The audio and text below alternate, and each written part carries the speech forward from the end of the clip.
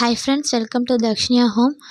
இன்றைக்கான vlog வந்து என்ன போஸ்ட் பண்ணியிருக்கேன்னா, ரொம்ப நாளாகவே வந்து பனானா கேக் செஞ்சு பார்க்கணுன்னு ஆசையாக இருந்துச்சு.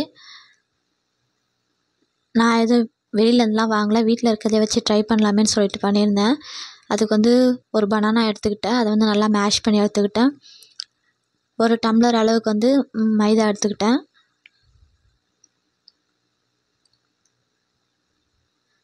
லைட்டாக ஒரு பிஞ்ச் வந்து சால்ட் வந்து ஆட் பண்ணிக்கிட்டேன். இதில் வந்து பேக்கிங் சோடா, பேக்கிங் பவுடர் எதுவுமே ஆட் பண்ணல. பட் டேஸ்ட் எப்படி வருமோன்னு தெரில, இன்னும் ஈகராக தான் செஞ்சு பார்த்துருந்தேன். ரொம்பவே நல்லா வந்துருந்தது. எதுவும் இல்லை, பட் சாப்பிட்ணுன்னு ஆசையாக இருந்தால் இந்த மாதிரி ட்ரை பண்ணி பாருங்கள், ரொம்பவே நல்லா இருந்துச்சு. 1/2 கப் அளவுக்கு நாட்டு சர்க்கரை எடுத்துக்கிட்டேன். யூஸ்வலாக வந்து நாட்டு சர்க்கரை தான் வந்து எல்லாத்துக்குமே யூஸ் பண்ணுவோம்.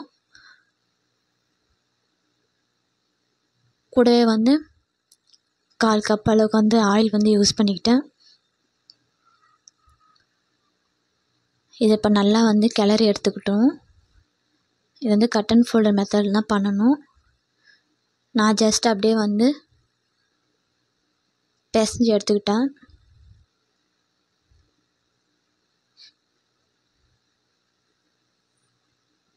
நல்லா திக்கான கன்சிஸ்டன்சிக்கு வந்துடுச்சு.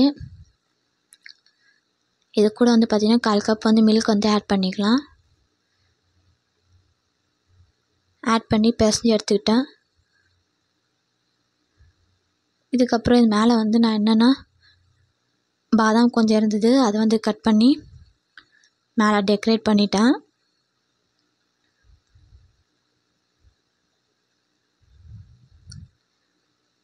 ஓவன் இல்லை, ஸோ நான் இதை வந்து அடுப்பில் தான் ஹீட் பண்ணி செய்ய போகிறேன்.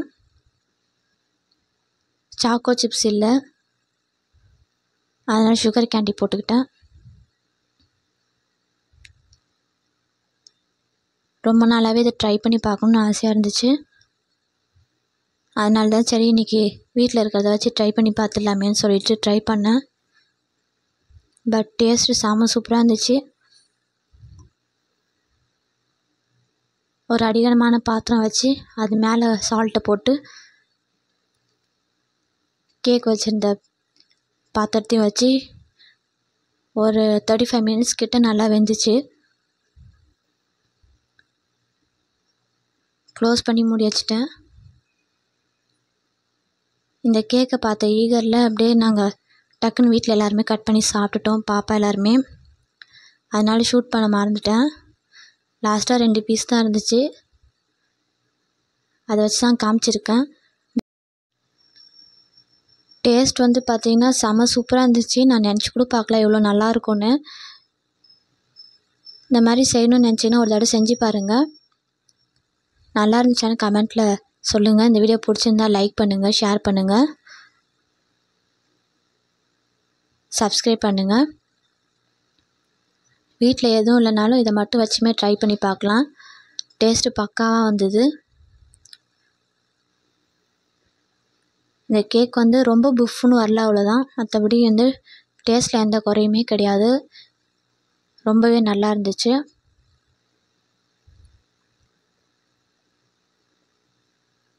செஞ்சு பார்த்துட்டு நல்லா இருக்கான்னு சொல்லுங்கள், கமெண்ட்டில் சொல்லுங்கள்.